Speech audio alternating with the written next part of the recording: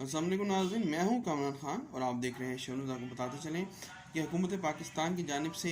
جلسے جلوسوں پر پابندی کے باوجود P T M Pakistan Democratic Movement, جس میں کہ پاکستان کی تمام اپوزیشن پارٹیز شامل ہیں، انہوں نے یہ کہا ہے کہ وہ پشاور کا جلسہ ہر صورت کریں گے، اور اس حوالے سے انہوں نے اپنے بیانات جاری کیے ہیں کہ انتظامیہ کی جانب سے اجازت نہ دیے جانے پر بھی وہ جلسے کریں گے، کیونکہ یہ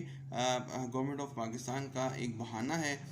پی ڈی ایم کی تحریک کو روکنے کا اور اپوزیشن کے تحریک کو روکنے کا، اور اپوزیشن اس طرح کے کسی ہتھ کنڈے کا شکار نہیں ہوگی۔ ان کا یہ کہنا تھا کہ ہم نے تمام تر مریض لے لیے ہیں جس سے کرونا وائرس نہ پھیلے، حکومت نہ پہلے سنجیدہ تھی نہ اب سنجیدہ ہے، اور اپوزیشن اپنے موقف پر ڈٹی ہوئی ہے، جبکہ حکومت کا یہ کہنا ہے کہ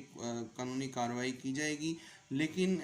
سختی سے نہیں نمٹا جائے گا، اور اسی وجہ سے عوام میں کنفیوژن پھیل چکی ہے کہ شادی ہالز بند ہو رہے ہیں لیکن اپوزیشن کے جلسوں کو بزور طاقت نہیں روکا جا رہا۔